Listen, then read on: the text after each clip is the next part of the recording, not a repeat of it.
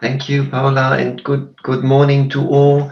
I'm pleased to welcome you to this second module of our data training. A number of you already attended the first module yesterday with Stefano Migliorisi on the OECD statistical environment, and a number of you already told us that they found it useful. So I'm looking forward to more feedback from your side on the various modules, so we can further improve for the next events. Today we will look at a major global open data initiative that has become the prominent data source, the International Aid Transparency Initiative, IATI. IATI has its origin in the effectiveness agenda to promote transparency in development cooperation. It has developed an open data standard, the IATI standard, for the publication of data on development cooperation. Organizations publish their data once in the IATI's common open electronic format with a link to the IATI registry. And then this data can be used, repurposed, or combined with other data sets to meet different needs. For instance, partner country governments need up-to-date data on current and future development cooperation to help plan their budget. Parliamentarians, CSOs, and citizens can hold governments to account when they have access to information on what development cooperation has received and how it should be used.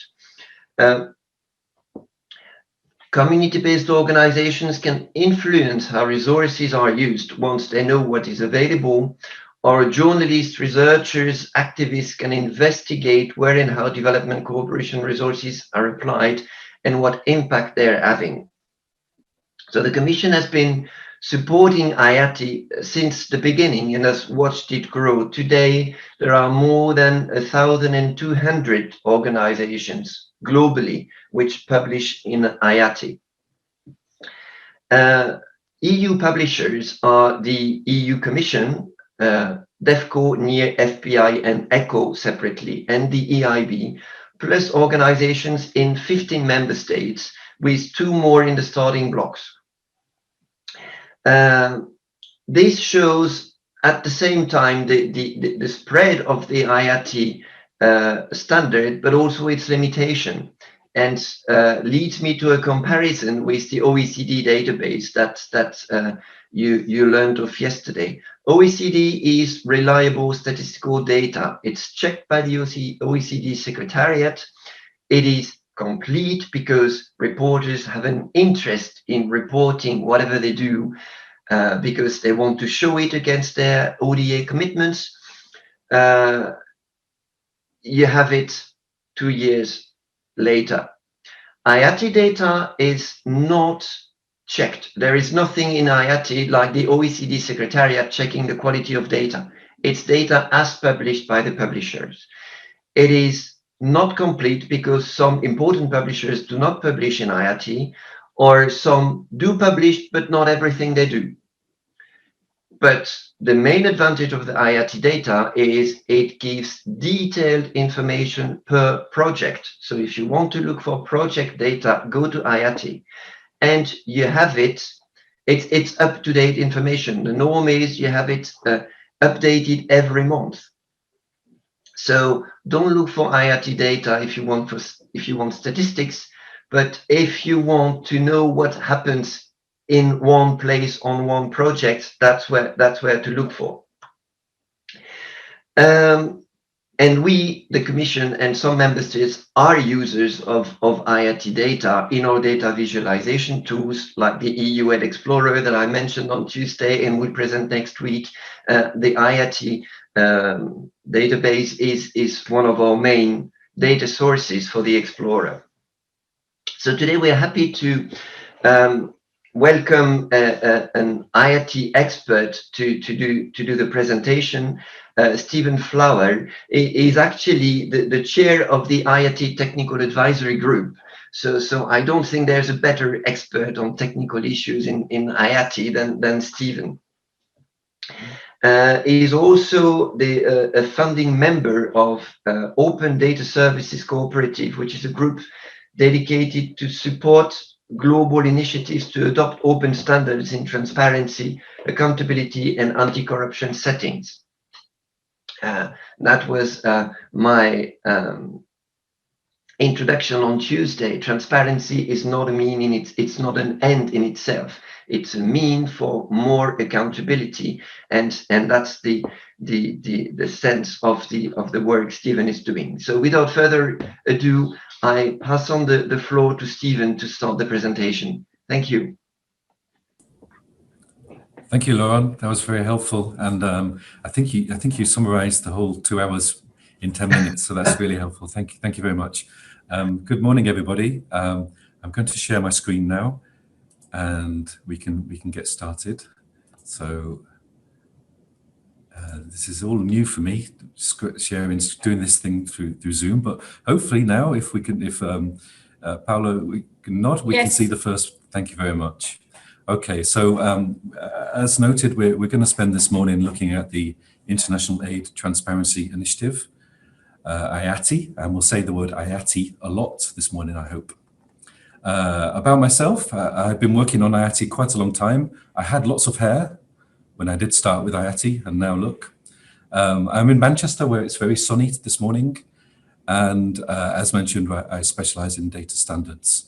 And yeah, this is new. We normally have done this session in Brussels face-to-face, so this is a whole new experience. I think if you have questions, as noted, type them in the box, and we will try to answer them, but just be minded of the time. And today, we're going to cover quite a lot. We're going to cover IATI as the initiative. Then we're going to look at the data standard that Laurent mentioned. We're going to look at how the Commission and partners use IATI, and then we're going to focus, and I hope you can have some hands-on experience of touring around and looking in detail at some of the IATI data. And then we're going to consider what the benefits and the challenges might be. So that's our broad outline this morning, and there's lots to cover, so I will start, first of all, to look at what do we mean by the initiative? What is the IATI, the second I of IATI, International Aid Transparency Initiative? So as mentioned, it's very much about using open data to drive sustainable development. So this is not a technical project. There's technology involved, but really this is about coordination, harmonization, and trying to work together. So we should always bear in mind this can get very technical, and data will be mentioned a lot, but really the goal is for better coordination by using data. And the background, some of the background to IATI, the high-level forums on aid effectiveness in 2008 and then 2011 were very supportive, and where IATI was first considered and then further endorsed. And as Laura mentioned, this was very much about the issue and the agenda of coordination, harmonization, with the real point being that we need information to manage and aid rather than just data. So we need to work together and understand this.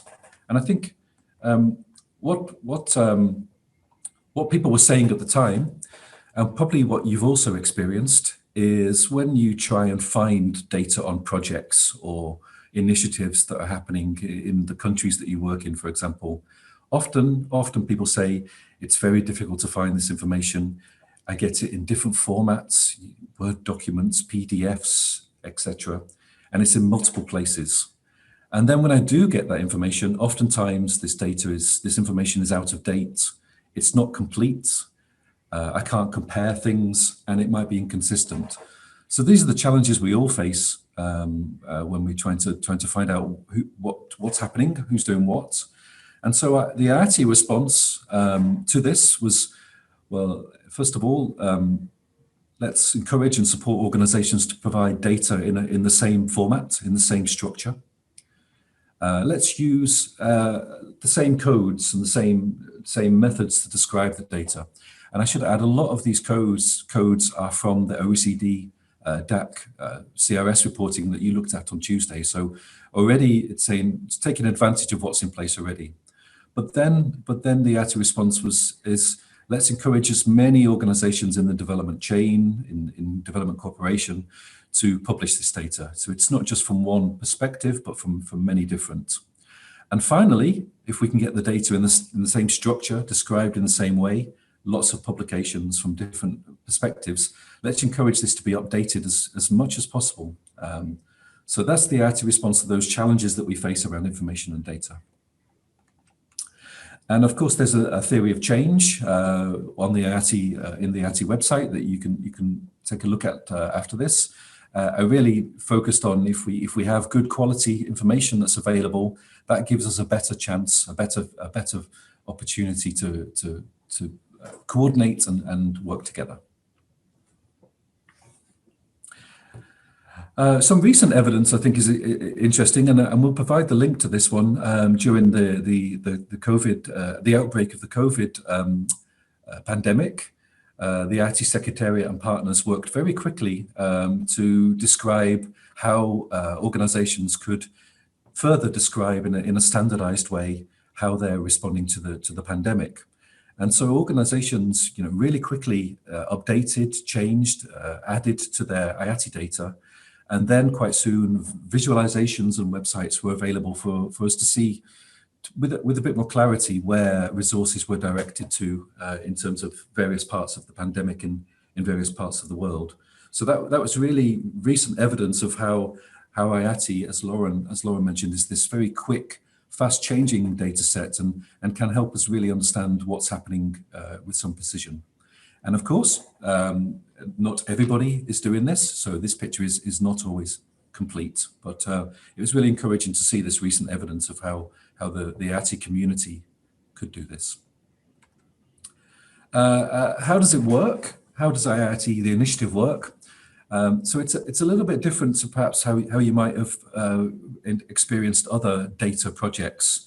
So IATI really does center on the organizations publish. They first of all prepare the data and they publish the data independently at their own timescales and their own criterion. When an organization has prepared their IATI data, they talk to the IATI Secretariat and they register where that data lives, the link to that register for people to find it. So there's a central repository of links to the data, but there isn't a central, but IATI data is not sent anywhere, it's published. And that may be a conceptual difference, but it's quite important to the whole growth of the movement. And once the data is published and people can find it, then we find that there are tools and services that are published and created, such as the COVID-19 one I showed, that then begin to show you the data, help you search, help you visualize it. And today we're going to concentrate on just one called dPortal, which hopefully is very quick and easy to give you a sense of searching and finding data amongst all these publications that are happening. So that's the model of IATI. It's very distributed in terms of how the data is prepared, but it's centralized in terms of how you can find it. And so back to those people, the data users, humans. What does that mean to people who are looking for this information? And as we talked about earlier on, that can be very different information they're looking for. Well, what does that mean? So IATI is fast changing. We're going to look today and try and have a quiz today on how much and how big is IATI, but I guarantee it will have changed this morning. So it is very fast changing. It will be varied quality. So not all organizations publishing IATI data publish exactly the same quality, exactly the same scope and such. So it will always vary. But as we've noted, it is multi-level. So we can go and use the data from a very small NGO, for example, alongside a large donor and experience different levels of data. And the last thing we should remember is IATI data is in this format called XML. Now today we're not, thankfully, going to look at any XML. That's just for machines to look at. But I think it's always good to remember that IATI standard is very centered on this idea of preparing the data for machines to read to help us use it. So that's what it means to data users, to people trying to use it. It's fast changing, different levels of quality, but very wide in scope, and equally it's very useful to use, easy to use for those that want to make web applications, for example. And you're probably asking, well, who is involved in IATI? How does, we know technically how does it work, but who is involved in making this happen? And I think there are four broad levels of involvement in IATI. First of all, there's the members, of which many member states and the Commission are members. And members provide funding and accountability and oversight to the whole initiative. And then we have the board and the secretariat, which is a consortium of organizations who implement and oversee the strategy and are accountable for the delivery. And then we have, more interestingly, perhaps, the publishers. And we're going to look at some of those publishers today, the organizations that provide the data. And finally, but probably most importantly, we have the community of people who use the data, who provide feedback, and are really engaged. And that community will come from all different organizations and on all different perspectives, at policy level, at technical level, and everywhere in between. So the real strength of IATI is that community of people actively engaging in the data, because it's a never-ending story. You might also be asking, we've mentioned open data, we mentioned this term open data, and open data has been very popular and very lots of it in recent years. And so what open data really means is it's data that's prepared and published that anybody can use. So there's no cost to use the data. People can use it and share it and make things with it. And as Lauren suggested earlier on, a real strength of open data then is when people use different open data together to prepare things.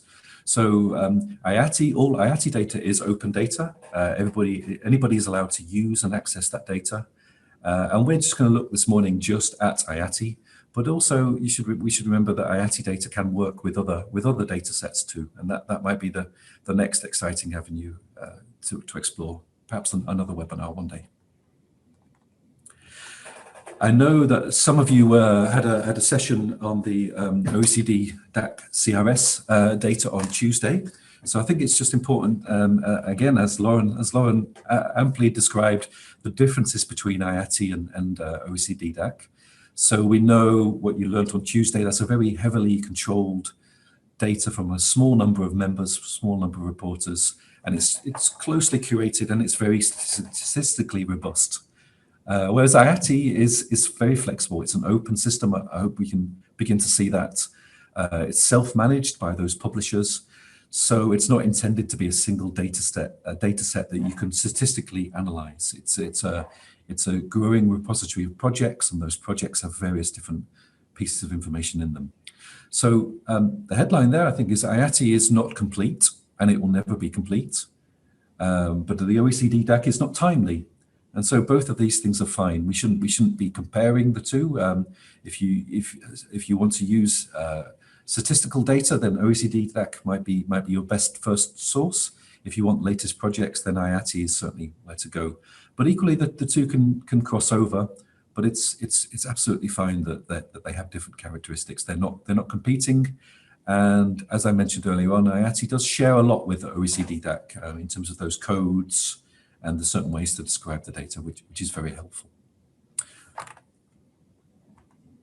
So the three things I want you to remember as we go on, and I'll repeat this as well, I think, because they are things to remember. First of all, those publishers, they will vary. So when we look at data, we must remember that the organizations are different, and therefore their data using the IATI standard will differ too.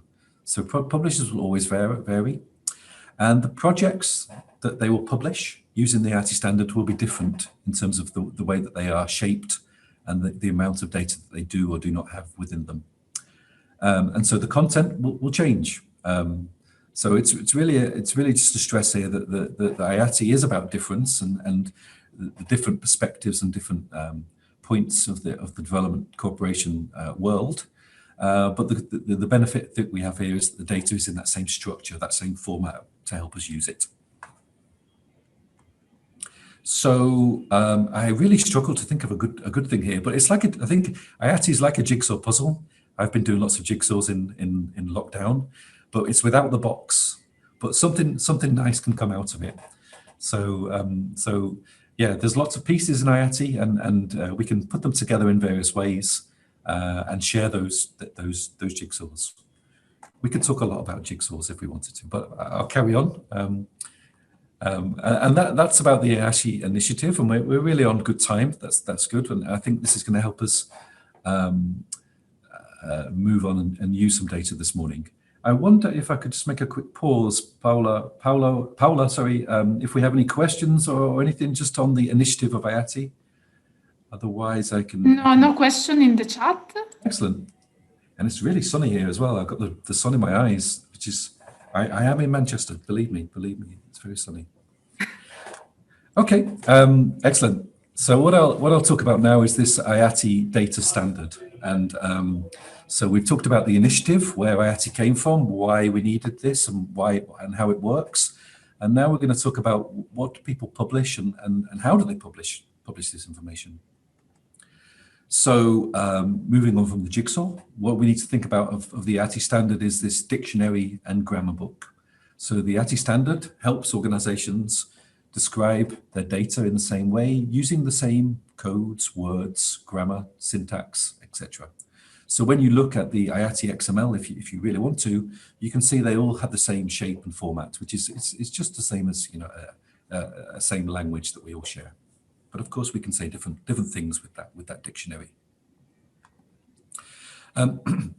The IATI standard consists of three main things. Excuse me. The three main things that are important to realize. So there's an organization standard, and that's used to describe top-level information about organizations. What is their annual budget? How much is the total expenditure? Where is the link to the annual report, for example? So the organization standard is very high level in its approach. Much more in depth can be found with the activity standard, and that's what we'll look at today. We'll look at the activity standard. So in IATI, the key term is this activity, and an activity can mean a program, a project, a contract, various different things. But the IATI activity standard helps organizations describe their activities in the same way. And alongside both the organization and activity standard are these code lists and vocabularies. So we use the same codes to describe countries, or the same codes to describe sectors, etc. So the organization, activity, and code lists constitute the IATI standard. And today we're going to look. We'll look very closely at the activity standard and the way organizations provide data about their activities.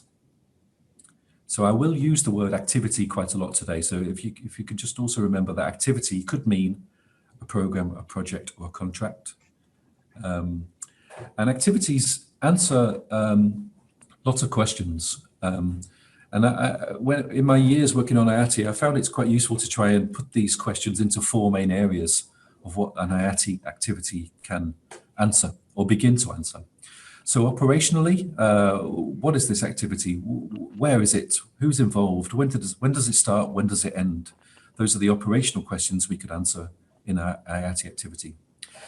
Financially, there is plenty of information in IATI activities about the budget and the flow of money that's coming through into and out of an IATI activity, and how much money has been spent, for example. So there's a real clear financial set of questions we could answer. And then the other two areas, I think we're going to look at these as well this morning. Contextual information is really important. So we should remember we can't make everything into data, thankfully. There are lots of really rich documents that describe the evaluation of a project or the reasons for a project.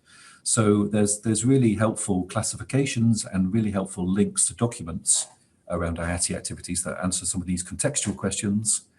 And the fourth area that we'll look at today as well is what can we measure from a project, specifically the impacts and outcomes and outputs. And the IATI has a whole results part to it as well.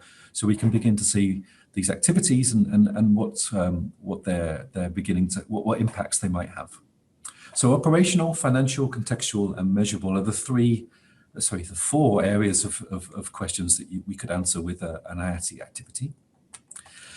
And as this is the data standard, I've simplified it even further into the very easy questions. Who, what is it, when, who, where, how much, how, and these map over to the IATI data fields that you can read and discuss and find. And the IATI data fields are there for everybody to use to answer these questions, to answer the bigger questions. So the IATI activity standard is very well structured and very well put together, and as you hopefully can begin to appreciate, is multifaceted, very multi-purpose, and can help answer many questions. As I mentioned earlier on, an IATI activity can take many shapes. So it could be a large program, it could be a pooled fund, it could be a very specific contract or very specific project. So as those three things I ask you to remember, when you look at the IATI activities, you'll find very different things, and you might wonder why am I looking at two things that I can't compare? And this is really because the IATI activity is there to help organizations express with data how they do their work. So some organizations may only work through large programs and pooled funds, for example, where others are directly delivering projects or contracts. So depending on where you are, you might use the IATI activity to describe different things, but again, as I stressed, the same standard helps you.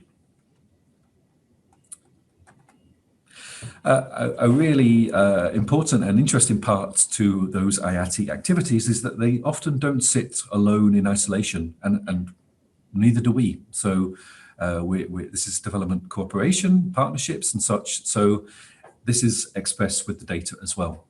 So often you'll find an IATI activity will talk about another IATI activity, either as it's in a parent or a child or a sibling. You know, there's a relationship between activities, or you might find, as we'll discover later on, when organizations are involved in the delivery chain, the donor and the partner and the implementing organization all publish IATI data, but they link them together to create these chains, these networks.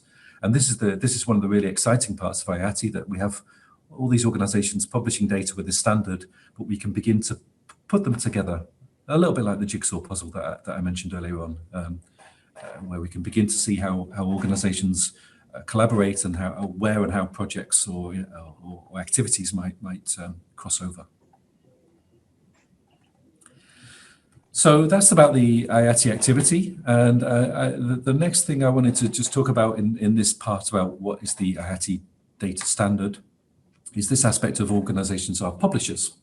So organizations, as we've talked about, create their data, and then they register on the IATI registry and list themselves and how many data sets they have available for open use. So organizations are publishers. Within the EU institution, there are, as mentioned by Laurent, there are each of the departments, DGs, that are publishing data since the very beginning of IATI, and also the European Investment Bank. So there's a wealth of data just alone within our own publication, our own organization, if we treat it that way. So we should remember that we are probably a publisher as well. There's put together this list of member states. The green is those that are already publishing. The yellow, orange is those that are just preparing some publication. And as you can see, not every member state is currently publishing IATI data. So we should always remember this isn't complete, but we can go into some depth with those that are publishing. So we don't have 100% coverage of all member states, but we certainly have a good lot of information coming through. I think an important thing as well to that is that it's not often that you get the country, or at all, actually, you don't get the actual country publishing data. You get the specific agencies and departments, or however it's configured in each country, publishing their own data. So here's an example from the Netherlands, where we have the Ministry for Foreign Affairs publishing, but also the Netherlands Enterprise Agency. So so within any country, within any member states, you may have different agencies, partners that are delivering aid or funding or such, publishing IATI data. IATI is not just about one country publishes and that's it. It'll be a range of different actors, as we've already talked about. And yes, I mean, these are the first 6 or 7 publishers on the IATI registry that I looked at. And you may recognize some of these organizations, you may not. As you probably can see, they're quite small organizations, they're NGOs and private sector partners. So the list is very long of organizations publishing IATI data, and it shows you the scope and the differences between. So don't just think about IATI as the big donors or member state agencies. It is also the organizations that are delivering work local in countries as well. So if we haven't got any questions, we're going to now try and... Yes. Excuse me. Can I ask a question, Stephen? Of course you can, yeah. Yeah. In fact, I have 2 questions. I put one in the chat, which was on code lists. That was already some slides ago. Are these code lists the same as in OECD, or are they different? And the second question relates to publishing organizations. Is it possible, as it's not countries but organizations, is it possible to somehow extract all the organizations from one country that publish? For us, that's interesting because we are using the published data from European member states to feed our EU Aid Explorer, for example. Thank you. Thank you. Thank you, Ina. Yes, the code lists, when IATI was first started 10 years ago, there was a very heavy crossover between the OECD DAC code lists that you had to look on Tuesday and starting IATI. So many of the code lists in IATI, like the country code or the channel codes, the purpose codes, have all found their way into IATI as different things. So certainly that made it possible for organizations that provided data to the OECD DAC to then format their data as IATI to help get things started. And then along as IATI developed and grew, other code lists have come in to help describe very specific things. So for example, when we look at results data, there are certain code lists that describe, is it an outcome or an output or an impact? And those code lists may not exist in OECD DAC. So to answer your question, definitely there are the crossover, the code lists are common, but IATI has several additional ones to describe the other parts of IATI. And the other question about the countries of the publishing organizations, yes, certainly every organization on the IATI registry declares where they're based, as we saw here, for example. So it's very possible to get a list of every organization in Nepal that's publishing data, for example, from IATI, from the IATI registry. I think the thing to remember there, though, as well, is that obviously not all the activities they publish could be in Nepal, for example.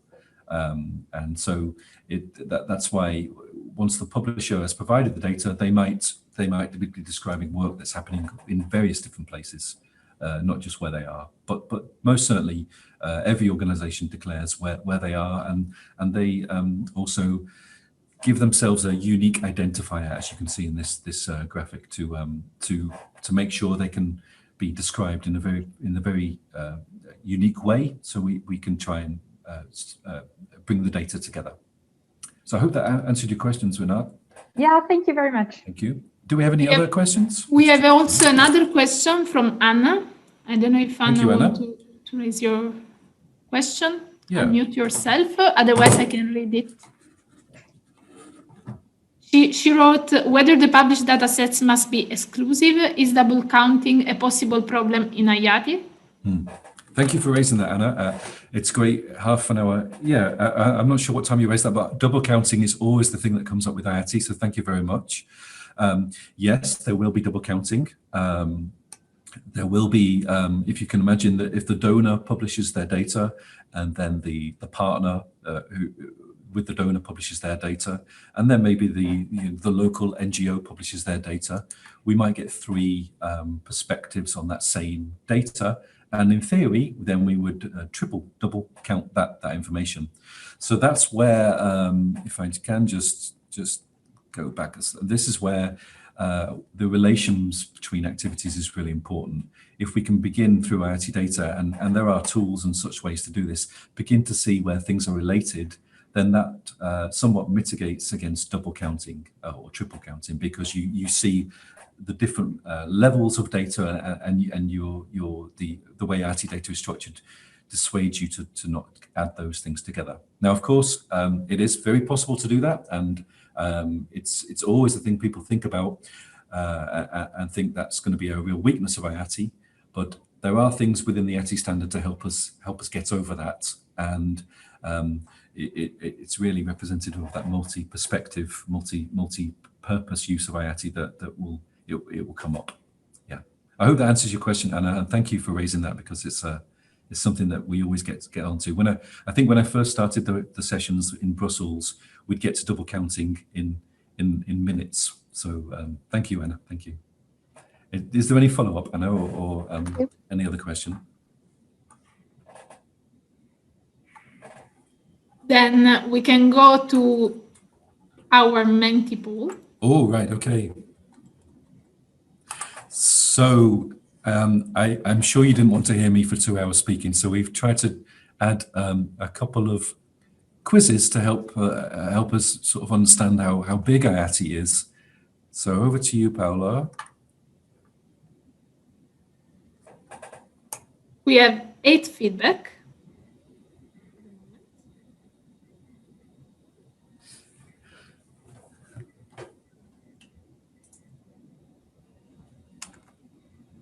Oh. Someone wrote in the chat 1,200. Oh, sorry, I'm not looking at the right screen. Sorry. Okay. How many? Sorry, I didn't see a map there. Yeah, I'm showing how. Thank you. So the first one, I think Lauren helped us a little bit earlier on. How many organizations currently publish IATI data? So is it 228, 1,228, or 10,228? I should note I haven't got any prizes for this quiz, by the way. So I think you'll win some data. Oh, thank you, Francois. Yeah. Okay, the correct answer. Has everybody decided? The correct answer is the majority there. It's as of yesterday, there are 1,228 organizations that publish IATI data. So thank you for those that got that right, and thank you for those that are optimistic as well. Okay. The next question. Yes. So thank you. The next question, if we think of those 1,228 IATI publishers, collectively, how many IATI activities are there amongst those? Is it 9,560, 95,601, or 956,010? So how many IATI activities, and remember an IATI activity could be a project or program or contract or all these things. How many do we think? People are thinking, I think. The link is always the same, eh? Yeah.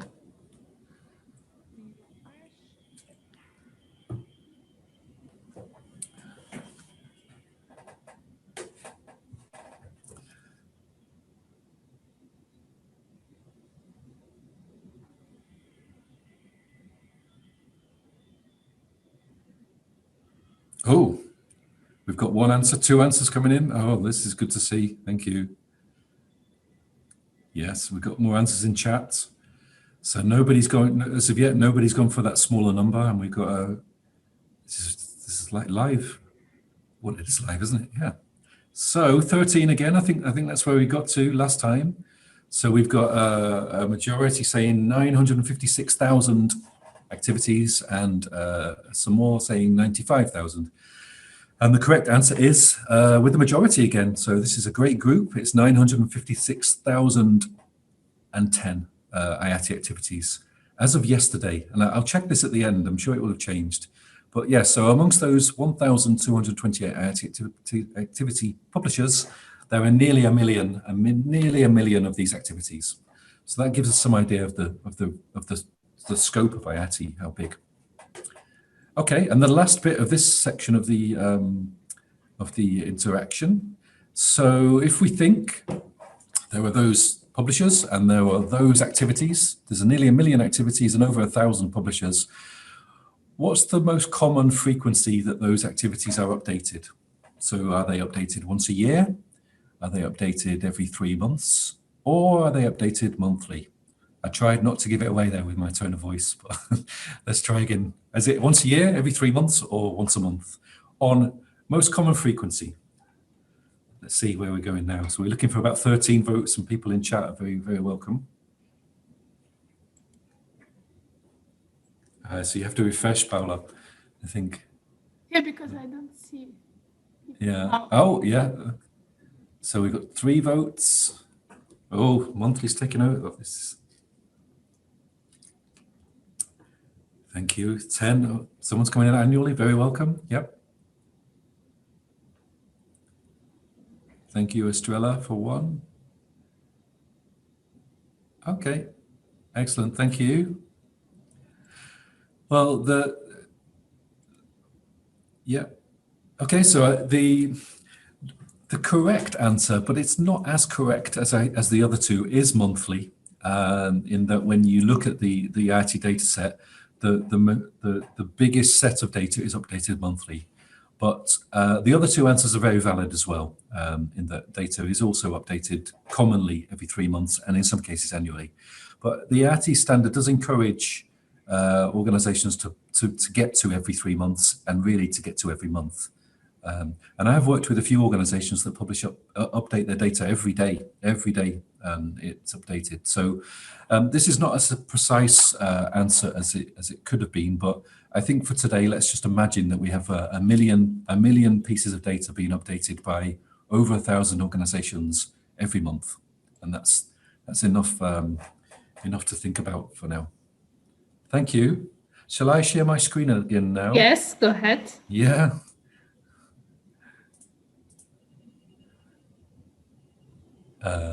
Here we go. There we are. Thank you. Can everyone see my screen? Is that okay? Yes. Yeah. Thank you. Perfect. So, yes, the size and scope of IATI is probably quite large. I don't know if it's larger than you expected. There are all those publishers, nearly a million activities, updating monthly, and it now, I think it cannot no longer fit on a USB pen. It's a bit bigger than a USB pen. So it's quite a lot of data that's spinning, in terms of updates quite often. So it's something you can't put together in one piece. It's quite a large thing. And I started when there were just 5 publishers. So I remember back in 2011 starting on IATI, and there was a very small amount of data, and it was a very different proposition then to what it is now. So you could count on one hand where the publishers are now. It's grown significantly, and I just wanted to share with you some insights from the IATI annual report of last year that are really interesting to show you the growth and spike of growth in terms of publishing IATI. So it's got bigger. You can see a real spike in Q2 of 2018, and I think that will be to do with perhaps what was the UK DFID or the Netherlands MFA requesting that their partners publish IATI data. So in some cases there was a real growth in IATI because it was mandated in some cases. But others there would have been initiatives, and the inclusion of humanitarian agencies in the last couple of years has meant that we've seen this general spike, general growth upwards with some spikes. So that's the growth over time. And I started back there when they were back on the left. It's also gotten a bit wider. So this is in 2019. Maybe to address the question you mentioned, Renat, about the range of organizations. So we can see that the majority of organizations that publish IATI data are NGOs and academic and training organizations. Now, this doesn't represent a breakdown of those 1 million activities. This is just a breakdown of the 1,200 or so publishers. But it does show you that the scope of the data has grown in terms of the different perspectives and therefore the different types of data we can experience. And I'd encourage people to look at the IATI annual report, really. This is just something I grabbed from that. There's been quite a lot of interesting research to look at the top 10 donors in various countries and to understand, are those covered through IATI data? So, and in most cases they are, we can see the total there. It's much easier to look at this graphic in your own time and at your own leisure, but it does show us that there are, that not every organization publishes in every country, but that's because they might not be so active or the data might not be so widespread. But certainly there's this deepening of IATI in terms of its coverage. So it's got bigger, wider, and deeper. And so to come back to that monthly issue that I talked about earlier on, so it's updated more often. That's certainly true. And really the focus from the IATI annual report was to look at what's the volume of data in terms of the finances and how often is that updated. And when you look at it in that lens, it's monthly. It's certainly the big pieces of financial data are updated on a monthly basis. But still, there are organisations that very legitimately update on a less frequent basis. So hopefully some clarification. I would encourage people to access the IATI annual reports, and we can give a link. And then before we start to look at this, and we're on very good time. Yeah. You're probably also asking, how do organizations produce this XML that we talked about earlier on, this format? So ideally, particularly true for those larger organizations that are responsible for the monthly updates, this data comes directly from those systems that are already in place. So it's directly from finance and project documents and monitoring systems. The data comes out directly. And that means that then there's little manual intervention in those organizations. So IATI is just output according to this format and schema directly from systems. Perhaps there's some control, obviously, but it's more of a technical process to produce the data. And then it's publicly available. My spelling mistake there, I apologize. It's open and accessible to everybody. And as we've already talked about, it's output into this, it's provided in this XML format to make it easier for others to use in programs and applications. But it's important to remember, I think, that IATI data is not something that somebody hand curates and it's their report that they're making. This is more an output from systems that already exist, and little or not as much manual curation is needed, because it's data that we're already looking after within our systems. And so you see around IATI, this is an example from the International Organization for Migration that I work with. You see in IATI lots of technical diagrams about how we're going to get this data out of our system. And we won't talk about this today, but I thought it's interesting that, so within every organization, there'll be solutions developed to get data from systems that people are looking after out into this XML format and out to the world. And again, different solutions within different organizations, but IATI is treated as part of the infrastructure to do this. So for some colleagues on the call today, I know there's the CRIS system, and it's soon to be changed or in the process of being changed. But the thing to remember is that the data, some of the data that you put into the system does become IATI data. And so it's really interesting to go and find some of the projects you might be involved in and see if you wrote that description, or if you could edit the description to make it easier for others to understand, particularly in terms of acronyms and other things. But the thing to stress there is that data from the Commission institutions in the whole does come from systems that you already have. It's not somebody's sole job to hand curate or create the IATI data. So that's a really important part of IATI and how it's grown. Equally, and also, it's not possible that all organizations have systems and an IT departments and specialists to do this, particularly those that are smaller, for example, and focused much more on frontline in the field delivery. So for that audience, there are tools where organizations can directly input their data and create this IATI format. So, and I think that's fair to say for those much smaller organizations we saw in the pie chart, a lot of them will use this process as well. So IATI is produced, I would say, in two ways: by the large organizations as an output from systems, and for smaller organizations, they're a bit more involved in it. And equally, that creates a bit more of a burden when you have to look after create this data by hand or through a new process. And so to help with this, there are tools from the IATI Secretariat that help organizations self-validate their data, to check their data against the IATI standard. As Lauren mentioned in the intro, there's no central check of IATI data, there's no central validation. So there are tools that organizations, as they're preparing the data, can see, is it correct? Have I used the right codes, etc., etc. And additionally, there are also initiatives such as the Publish What You Fund Aid Transparency Index that scrutinize the data, and in this case create a ranking of not just IATI data, but transparency more widely. But IATI is very important to this. And so here this was the 2020 index that came out earlier this year. And so the index has been going on for a number of years. And when we look at DevCo, we can see that it takes some time to improve data, because it's involved in systems and people, and it's not an overnight thing. But currently, DevCo is ranked good on this index, which is good. And the general trend has been over the years that organizations, certainly in this category, have improved their data as they've added new aspects or improved certain parts of others.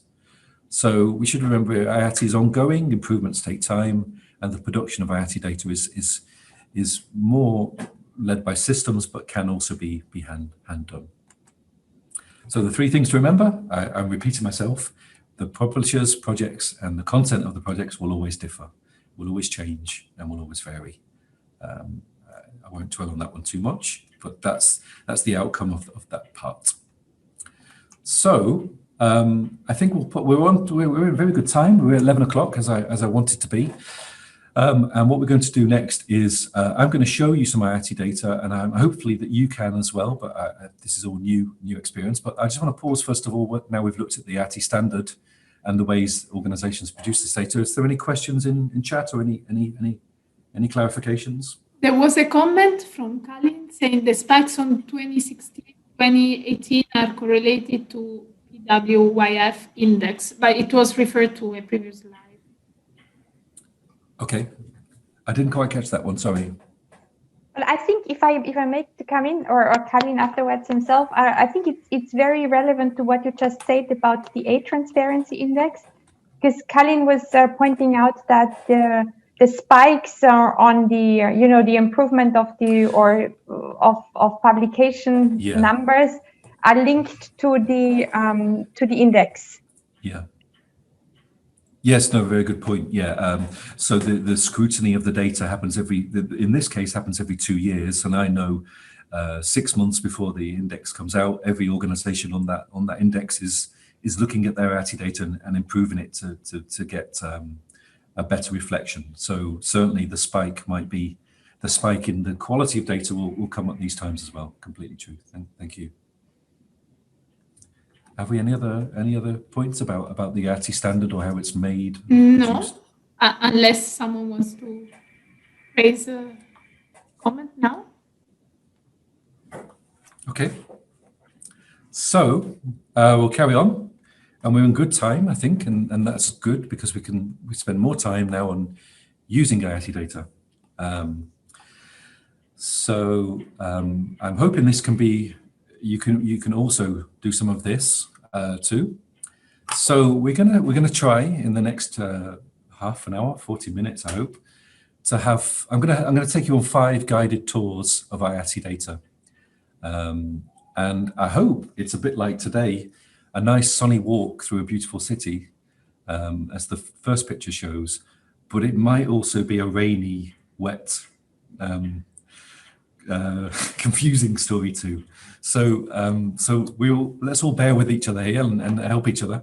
But what I want to do is first of all give you a tour of how to find and look at the data of one IATI publisher, and then we'll have another tour about how to look at data in a certain country and a certain theme or sector, and then we'll take three tours: one looking at the financial parts of IATI, one looking at those documents that I mentioned, the contextual information, and finally we'll look at the results data too. So it's like 5 dives we're going to make into IATI data.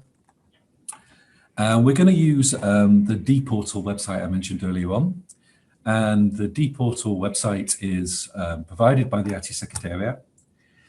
Importantly, the dportal website uses all the IATI data. So if we were together in a room, I'd ask you, how many activities are there?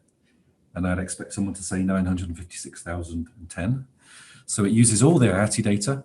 It updates every day. And I hope that you'll find that this tool is very quick and easy. And there are other tools to use IATI data. We'll talk about these at the end of the session today, but I just want to use dportal today because it's going to help us have these tools and help us access it. So what I would say is that dportal also has lots of filters and searches, and they're really, really helpful for us to find the data we're going to look for. And I'm going to show you some of these searches and filters and ways to do this. And hopefully you can enjoy them afterwards and pursue them at your leisure and such. So what I thought we could try and do is that I'll screen share and show you an example for each of the 5 tours. I hope that you can then go to dportal and follow what I've done and find something that you're interested in. Hopefully we can share observations if we have time, but I would really stress, be careful of distractions here, because it's very tempting to click and see things that are really interesting. And of course, I encourage you to do that. But if we stick together as a group on this tour and don't get lost, we can enjoy the distractions at another time, hopefully. But let's try and do the 5 things together. So this is all an experiment. As I say, if we were in a room together, it'd be a lot easier. But we'll try it. We'll try it as a distributed group. Okay. So I think just to ask first of all, if people have access to another window on their laptops, to go to the dportal.org website would be the first thing. And as there's 30 of us in the room, I can't check that with everybody. But I'll just give you all a couple of minutes, I think, just to see what's comfortable for you to go to that website. And you can click, but don't click. I've also shared the link in the chat box. Thank you very much. Yeah. So people can click on that directly. Yeah. Hopefully I spelt it correctly. So people in chat, if they could just say they're there, or they're just to give me an idea, because I appreciate not everybody's got 2 screens, and you might not want to do this. So just give you a minute or 2 just to get there, and then I'm going to then stop my screen sharing to start the next bit. So this is the bit where it could get a bit tricky. Okay, is Paula? Is everybody saying they're there, or? You can unmute yourself, or you can write in the chat, we are there, because I cannot check. Okay. Unless you tell me. Okay. So David, it says I'm on the site and waiting for the tour to begin. Okay, perfect. So and yes, Ilona also. So excellent. Some feedback are coming. Thank you. So the first tour we're going to do, we're going to look at we're just going to use the dportal tool to look at a specific publisher, a specific organization, because there are 1,228 publishers. So let's have a look at one and just begin to understand what it looks like. And The example I'm going to give you, I mentioned before, I'm going to give you examples of all the organizations I've worked directly with, is the African Development Bank. So we're going to look first of all at the African Development Bank status. So now I'm going to stop the share because that's the best way I can do this. I'm going to share again to this one. So do we all see the dportal site page from my screen? Yes. Yep, perfect. So here's the dportal. Hopefully some of you there as well. So I want to look for the African Development Bank, and I want to look specifically at their data. So we see explore filters, country, sectors, status, yeah. But this one is the one that I'm interested in, the publisher. And I can click in the publisher and I can type African Development Bank and press that. And immediately it tells me it's found 4,724 activities. Out of that, someone tell me, 956,010. So immediately dportal has given me an insight into how many activities this one organization that I'm looking for has. So maybe you're following along, hopefully, but also then what I can do next is click Explore Results. And not too long, it then tells me of those 4,724 projects, 1,167 are active, currently happening. Quite a lot have ended because IATI does encourage organizations to keep their archive, their closed projects. And then I can begin to see some information about some aggregate information about where does those projects go and what sectors do they work in as well. And I can also begin to see a map, and hopefully that map is all in the continent of Africa, as we might expect. And then I begin to see some projects that are ending soon, which is helpful. So there's one ending on Monday there in Ivory Coast and another one in Kenya. So hopefully you've got to the similar page with which organizations you're interested in. But it's really that quick to begin to get into the data of one particular IATI publisher and begin to see things.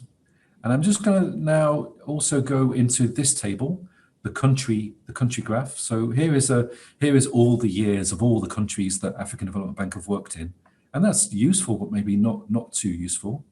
So if I click View All, what this dportal tool does for me next is summarize by country and by year, according to the IATI data, what money has been spent and what money has been budgeted in different countries. So we get a rundown of the countries with lots of numbers in. We can press the top to order them. So we get the biggest first, I think, or the names. And we can also, if you see these arrows here, hopefully, we can look at other years. So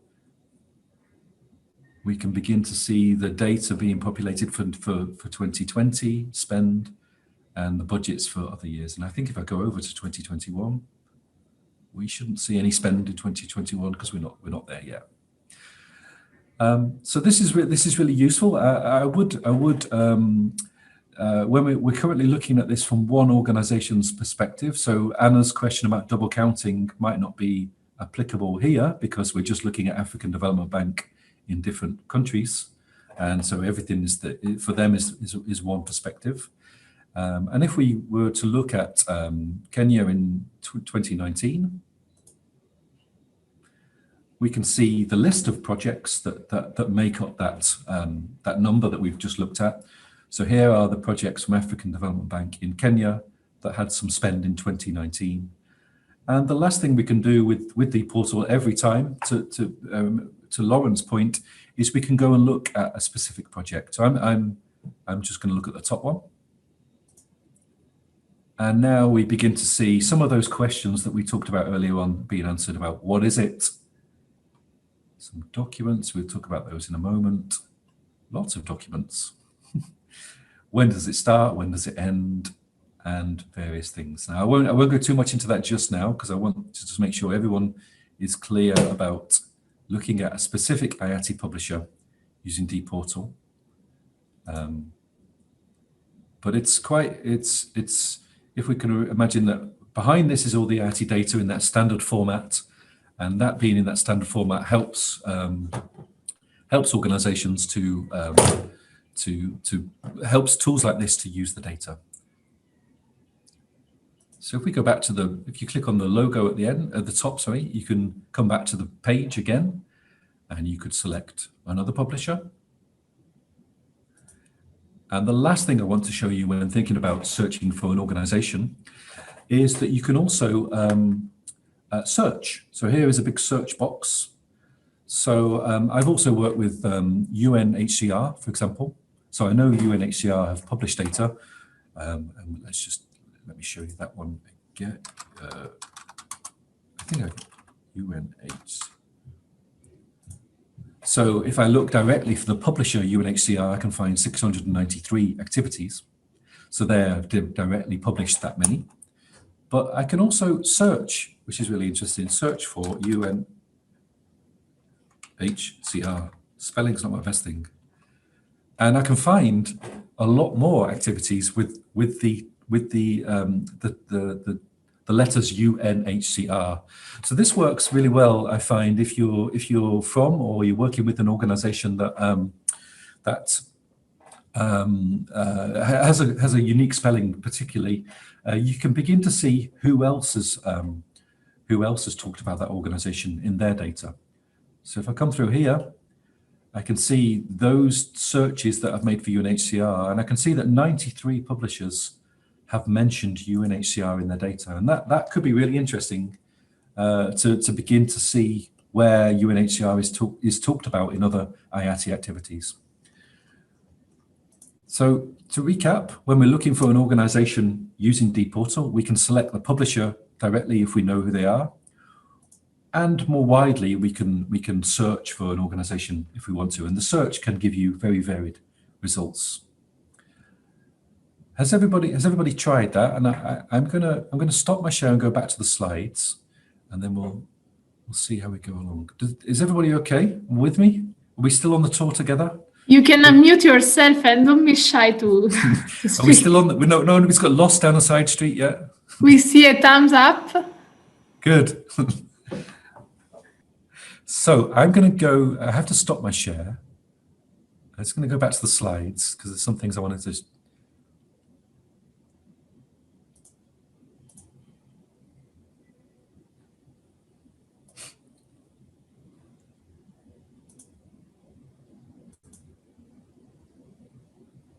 just taking me a little while to stop the share for some reason, Paula.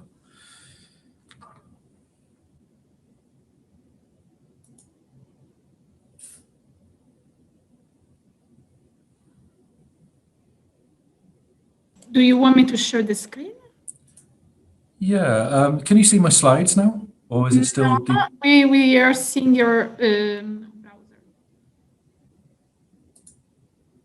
1 second. Could you stop me sharing the screen, please?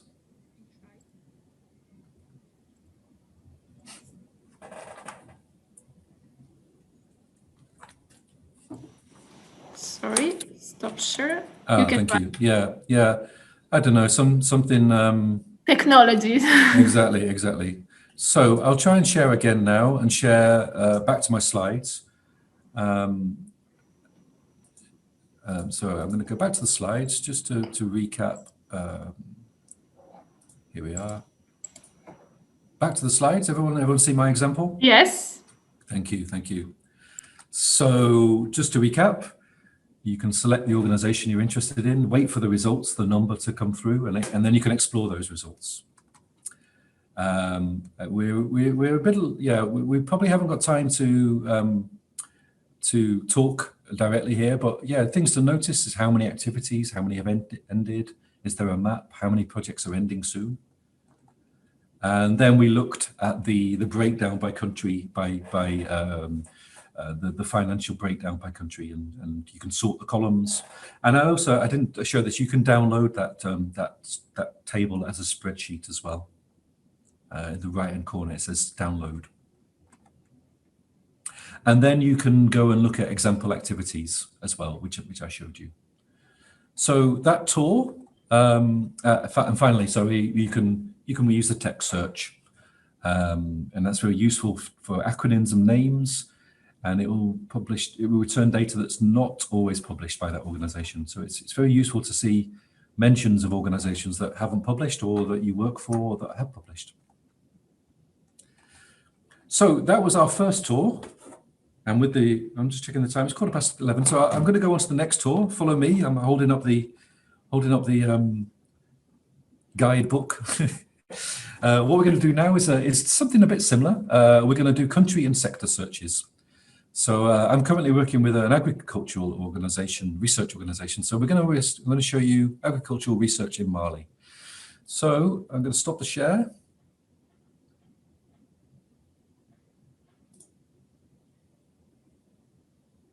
Again, it's just struggling a little bit to.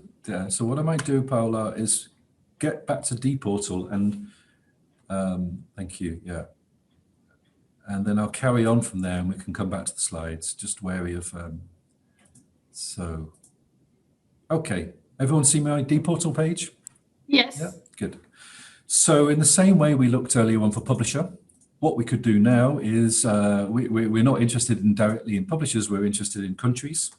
So I'm going to choose Mali. And I'm also interested in not just the whole country of Mali, because there are 8,396 activities for that particular one. I'm interested in a very particular thing called agricultural research at the moment. Now, IATI, which you might recognize from the OECD DAC reporting, uses sector group and sector. Sector is these very narrow terms, the 5-digit DAC codes. So you'll find these in the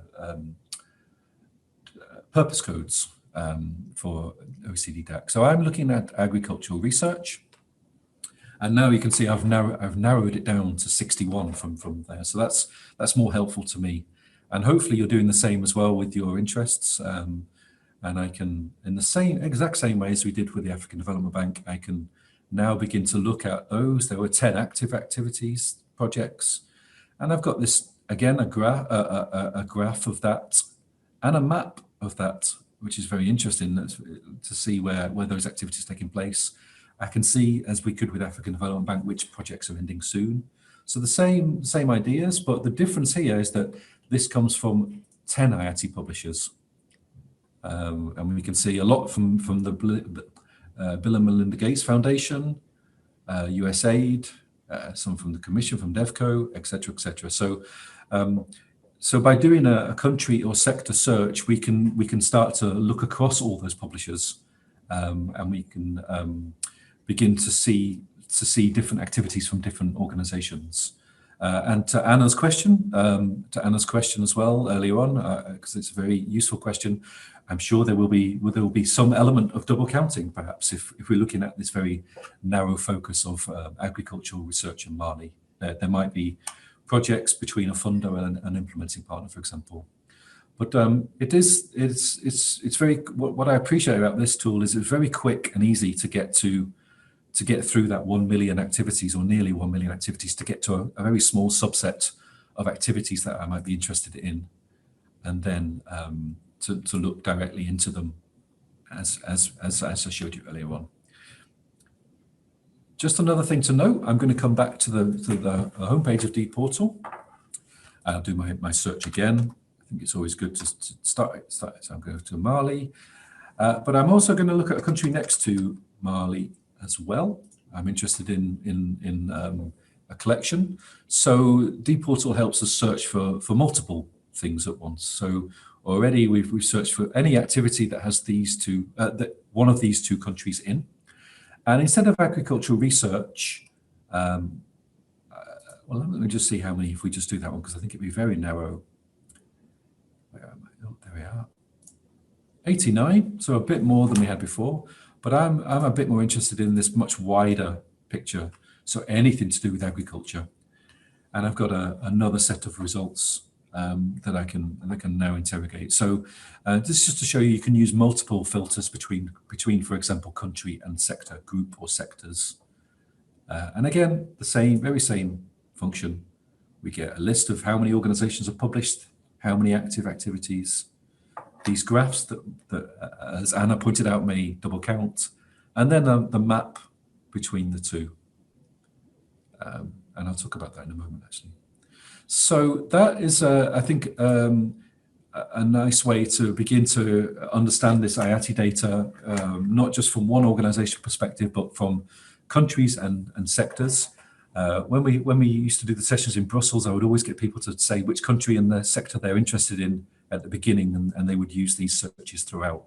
But hopefully, again, if you could just reflect in chat if you've managed to do this and anything you find interesting. And I think we're on tour number 2 of 5, so I'm minded of time as well, but I don't want to rush anybody. So if you can put in chat that you've done this and you're finding things, that would be very helpful. And I will now stop my screen share and go back to the slides to just reflect on that. So Paula, if there's any questions or anything? Yeah, I only see yes, very useful. So oh, good. That's a good feedback. Thank you. Nothing more. Okay, lovely. So we just did a tour of countries and sectors. I showed you the example of agricultural research in Mali, where you could choose one country and one sector and get to a list of activities very quickly. I then also showed you agriculture in Mali and Burkina Faso. So 2 countries, 1 sector group. And hopefully you can appreciate, you can really begin to filter out from that 1 million activities to a subset very quickly, very easily. And so, yes, I would encourage you to do the same thing that we did there, that I did, and choose countries or that you're interested in or that you work in. And you can use those broad sector groups or the very specific sectors. You can combine them. And it really is a case of experimenting and finding and searching, just like we all search every day on Google and other search engines. And then to confirm, we got this page that we had before with African Development Bank, but this time we see a number of IATI publishers and we get different representations. And we also get a map that I showed you. We had a very detailed map for Mali, but not so detailed for Burkina Faso. And that's because in IATI activities, organizations can give a very specific location of where this project is, for example, in a village or a province or a region. So the really helpful data is when an organization is very precise about this activity, when they can, for confidentiality and security reasons, they might not be able to. But in other cases, organizations just put the center of the country in for their location, and that's not so useful. So I think in the agriculture in Burkina Faso examples, the dot was very much in the middle of the country, and that might not be so helpful.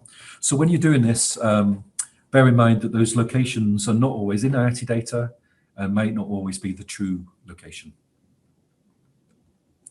Stephen, is it okay if I come in on this point? Yes, of course. Yeah, we had quite a lot of discussions with our member states also on these geolocations. I wanted to come in I mean, there are 2 issues in my view. One is that sometimes you have national projects where the beneficiaries are really not in one specific point, where it's very complicated to provide, I mean, it's impossible to provide more precise information. Sure. And the other thing is that some of us are bilateral, or some of the bilateral donors, they provide funding to organizations, and then it's also not possible to, at this level, at this high level, to provide geolocations. Exactly. Thank you. No, it's a very good point, and I think that does help us understand that differences that can happen within IATI data. So some organizations have readily available location data because that's the nature of their work. But as you explained, for others, it's just not possible or just not sensible or sensical. And so, yeah, dportal does tell you how many percentage have activities, and it does look like a data quality thing, but I wouldn't take that at face value. It's just giving us a number to say how many have a location. And yeah, there's always the context, as you suggest, that the location might be in a certain way because of the way the publisher provides the information, or just not available because it's not reasonable to do so. So I think you find that with all parts of IATI as well. So thank you for raising that. That's really helpful. I think the group is still together. We're still on the tour. It's still sunny. Shall we go on to tour number 3 of the financial data? This could be where we all get lost. So are you with me, everybody? Yep. So financial data in IATI, there are lots of types of financial data that you could describe in any activity. And these sit between the budget and the transactions. And the budget is the broad budget for the activity. It might be how much budget is allocated in the future years of the activity. Whereas the transactions are things that have happened, the money that has flowed in and out of any activity. And there are 13 different types of transactions. But importantly to remember, it's not like a bank statement. When you get a bank statement in the post or digitally, and it tells you all the money that's coming in out of your bank. IATI transactions are not so that way. They're more representing flows. So there could be an aggregate of money coming in and out per quarter, for example, or a representation of a whole expenditure, for example. So I think you have to remember that when you look at IATI expenditure, it's not always going to be the same. And it's going to differ, and they're not bank transactions.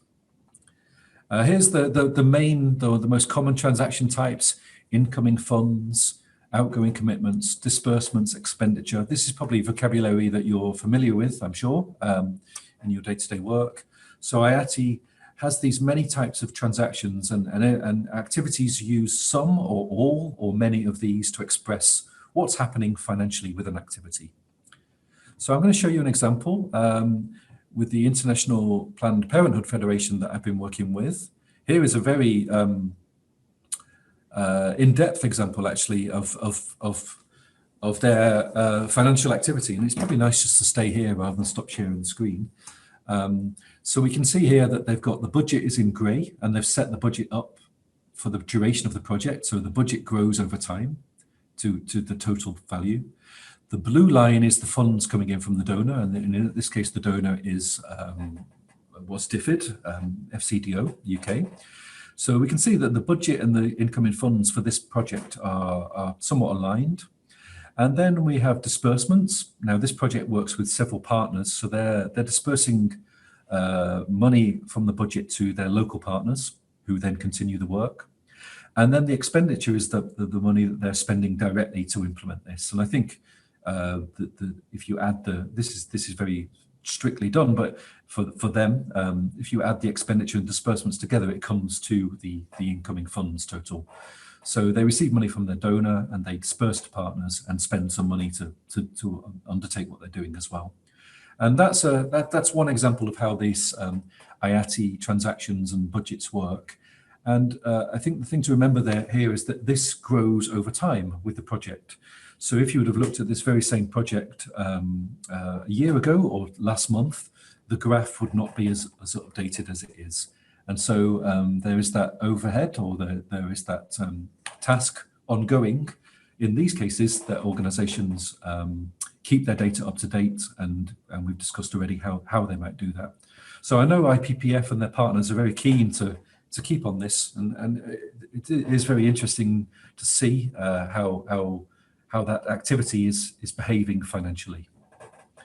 So that was the example, and I think I'm just thinking about time. Yeah, I think we can really spend a whole morning on IATI financial data and transactions. Whenever you look at an IATI activity, you'll see these graphs, and I think I've got yeah. So you can use your skills to search, find a project that you know of, and go and have a look at what it looks like financially. So hopefully with the portal, you know how to find organizations now, or countries or sectors. Take a look at an activity that you know, hopefully, and have a look at what the financial part looks like. Often you'll see things like this one. I don't know where, I can't remember exactly where this one's from, but sometimes you'll see things that look a bit, I don't know, strange or not what you'd expect. And that could be a data quality issue. Somebody's put the wrong date into the system, for example. Or it could be the actual picture of what's happened, that there's been extra commitments or extra disbursements happening, because not everything happens in a perfect line like this. When you do look at IATI activities, you will see graphs that are not what you might expect, and thankfully you will always find the list of transactions underneath that to help you understand what does this picture tell me. I also know that, and I might stop the slides and screen share this for you in a moment. It is also possible, just in the same way that we looked at countries and sectors, if you click on more filters, you can begin to search for specific transactions over a certain value, or you can begin to look for large projects or small projects by looking at the financial parts. So IATI transactions and finances can help you see the picture of one story, the story of one project, but you can also do the thing we've been doing already and search by finance type and such things. And again, you're going to get very mixed results. You might find things that you didn't expect, but it's just to flag up that this tool, dPortal, does help you search around for that. What I'm going to do now, because we're at 11:30, I don't want to rush people. I'm just going to make sure everyone's with me on the tour still. We've not lost anyone in traffic or anything. And I'm going to go back to dPortal and just recap that financial part, but then I'm going to go on to the next tour, which is documents. And then I'll come back to the slides to do documents. So I don't want to flick around the screens too much, but I just want to make sure everyone's with me still on the finances, and then I'll take you into that tour, and then I'll start the next tour already. So can I just check if I just stop my screen? Is everybody still with me? You can probably gather I was very nervous about all this. Yeah, we have people in the chat saying we are with you. Yes, yes. So. When we're in a room together, it's a lot easier, you know. So I'm stopping my screen sharing, but I'm waiting for my computer to tell me. Paola, could you stop my screen sharing, please? Thank you. Do that. That seems to work. And I hope people are beginning to see that, yeah, IATI is quite different from OECD DAC for all the reasons we've explored. And you know, there are a million things to look at, and we can't do that in 2 hours or 2 years. So I'm going to share my screen again and go back to dPortal. Where am I? Here we go. There we are. So we looked at the IPPF for that financial side. I'm going to look at another organization I work with called Gavi, the Global Alliance for Vaccines and Inoculations. So I'm doing what we did in the first tour, selecting Gavi. So this is all the activities that are published by Gavi. I'm going to go and look at those. So there are 410 activities that they currently have active.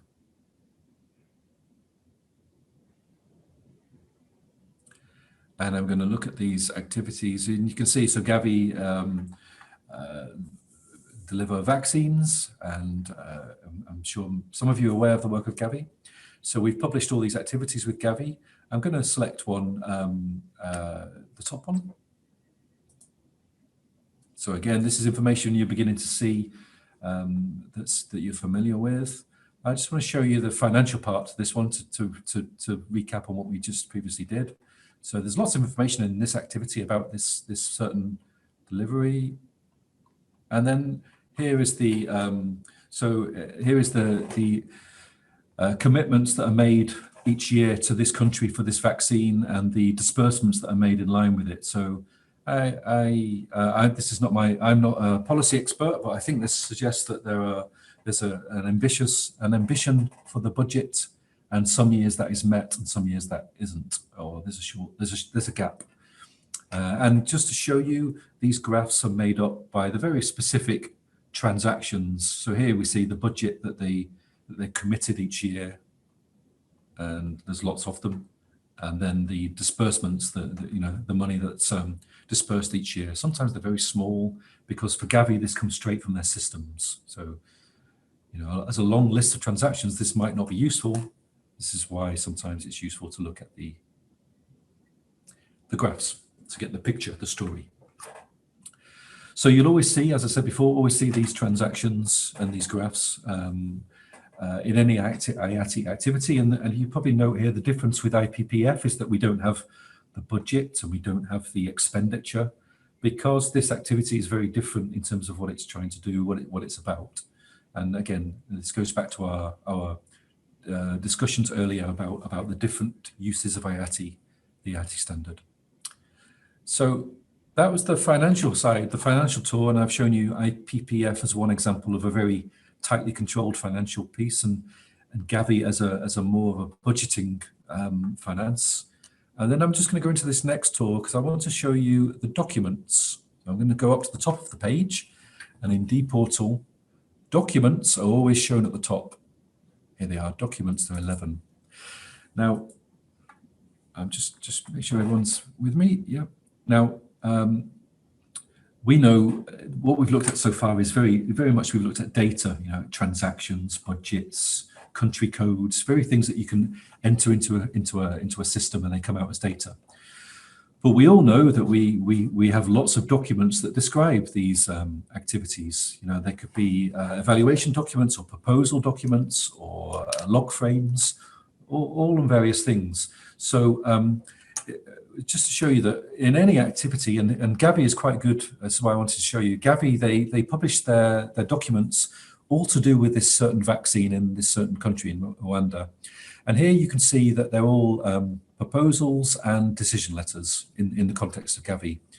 Now for IATI, these documents are not uploaded anywhere. These documents are the ones that are already published. So they're links to the PDF or the Word document that already exists. Now, I won't click and open one for you, but when you're looking at an IATI activity, you can find all wealth of documents that should be to do with the activity that you're focused on. And as I say, they will give you lots of contextual support around that activity and what it means and all the reasons behind it, etc., etc.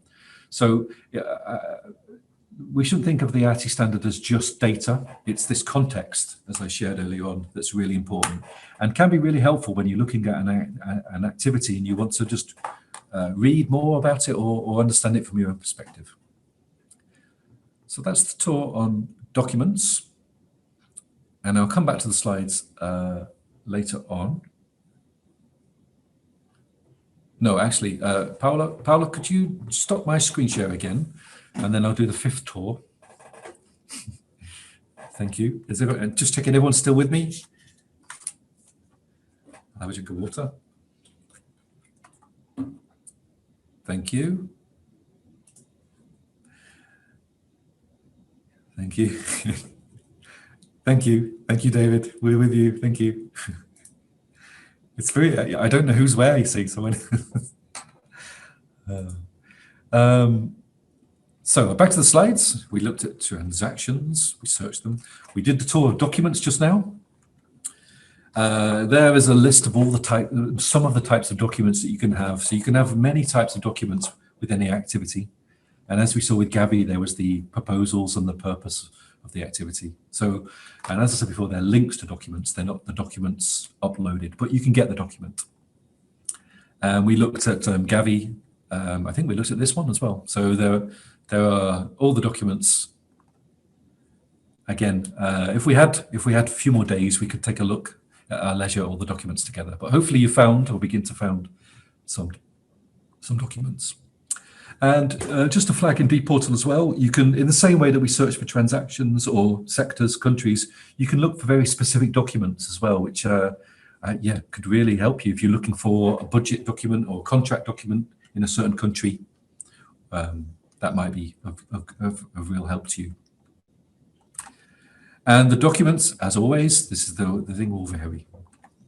Okay, last tour. I'm slightly rushing things, but I'm aware of time. The last tour is the results data. And results data is what's the outcome impacts or outputs, perhaps, of an activity. So any IATI activity could contain a result, and within the result could be an indicator, and then within the indicator could be a period of time when we know the target in the actual, for example. I'm going to show you an example from a project called Yes I Do Zambia. And here is here's the screenshot of this example. So it's a very specific project happening in Zambia, and we can see that the indicator is the number of community members trained in protection and health related to service delivery. And I'm sure you're far more familiar with forming indicators and such in your work. And then what this organization has done is begun to show what they targeted and what they actually achieved in each year. It looks like there was something amiss with 2019 in terms of the target, but that's where they're focusing their results. And if you can see the location, they're very particular. So perhaps to your point earlier on, Renato, about the location, they've added locations to their results data, which is very interesting. So that's really helpful in this context. So yeah, the results data in IATI does share the same format. What is it? What are you looking at? What's the target, the baseline, and the actual? And you could have different results within the indicator for different periods of time. So there's lots of results data in IATI, which looks like this, and you will find, as I keep saying, it will vary and it will differ across publishers. The reason I chose this example is that when we looked earlier on about how activities are linked together, the Yes I Do Zambia activity is part of a big family of activities in a whole program. So what's really interesting here is that the Netherlands Ministry of Foreign Affairs are encouraging IATI publication. Is to understand the results that are coming through in the partners in the field. So the results of Zambia are coming through into parts of this program, and that's so that's something that's enabled through the networking of IATI. So I think that's really helpful to look at, that issue of double counting. Counting might happen at the financial level, but the results level. We still have results.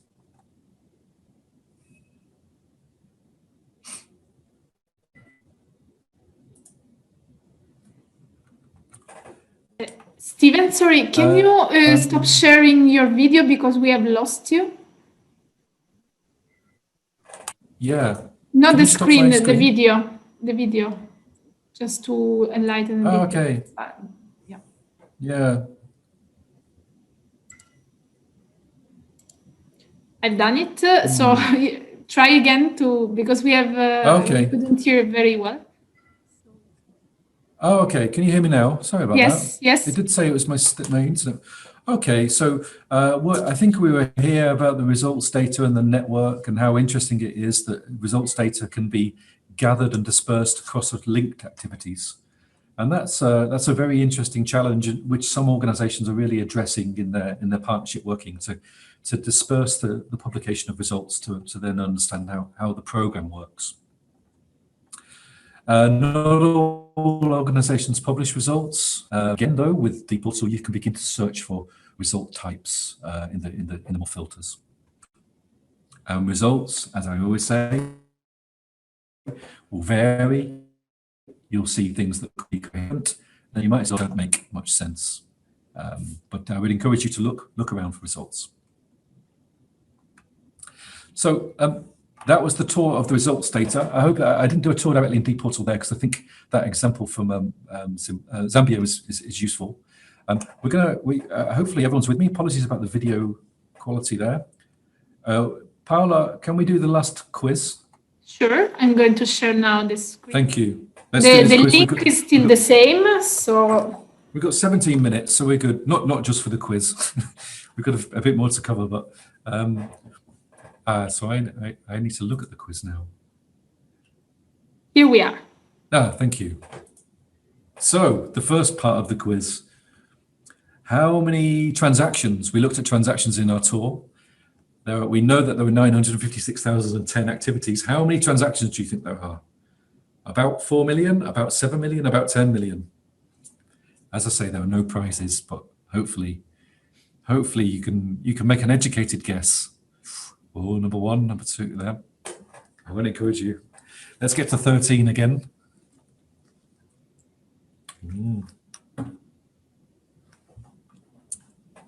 Oh, it's neck and neck nearly between the all. Okay. I think we go. Number 10's coming in. Okay. I think we'll. So again, this is such a good group. This is such a good group. You've not been cheating. Nobody's been cheating here, have they? The group in the pink, then about 7 million are correct. There are someone also wrote in the chat, indeed. Ah, they're correct as well. Thank you. So such a good group. Yes, there are about 7 million transactions across all those activities. Okay. We looked secondly at documents. Can we guess how many documents there might be in all of IATI data? So we saw all those documents with Gavi, 11 documents for one activity. How many documents do you think there might be in all of that IATI data? All those million. There's about 1 million IATI activities. How many documents do you think there could be? Is it about 2 million, about 5 million, about 10 million? You can't use dportal to count, Colin. I knew someone would try and do that. You can't do that. I'm sorry. Good try though. So let's see the votes. I can't see any votes yet. I'm refreshing just in case. Yeah. Okay. But if you have any trouble accessing the link, please let us know. Estrella has answered. Thank you. We got 1 in at 10. I'm interested to see what Callan has given they're using dportal. Neck and neck still. Oh, towards 5. Let's get to 10 votes on this and then I can declare the winner.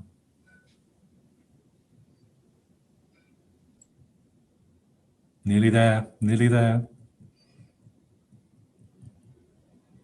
Okay. I think we're there. 9, okay. Anyone else before no? Okay, well, it's less than 2 million. It's about 2 million.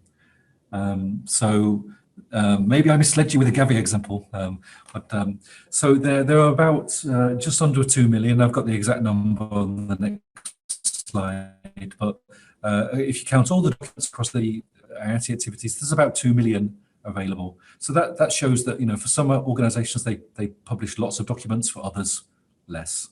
Thank you. And the last quiz, the last one here, another guess a number. It's like the fair. How many different results are there? So we had a look at results data in the context of the Zambia project. So are there about 100,000, about 250,000, or about 500,000 results? And by results, I mean the indicators, not just the measurements. So thank you for voting so far. Yeah, I applaud anybody trying to use dportal to get the answer again. Oh, we're split between 2 here. No one's gone for the big number. I'm not trying to mislead you. 7 votes, looking good. Oh, someone came in there, 500,000. Okay, 10, thank you. And the majority is right again. Such a good group, really good group here. It's about 250,000, about 270,000 results so far. So that shows us that there are, less results available, but a good number, and but compared to transactions, a bit less. Thank you, everybody. That's there. I'm going to share my screen for the last time, and we're on good time. Yeah. So the size of IATI is something we've discovered today. we have all these publishers with all these activities and then all these transactions, documents and results, and it's updated monthly, or some of it is. So I do hope from this morning that we sort of established that we've made 5 little tours into IATI data, and you're very welcome, obviously, to make your own tours and ongoing tours. But it's quite a place to go and explore. And it comes with all the things that we talked about: double counting, varied data, but then there are some really great things too.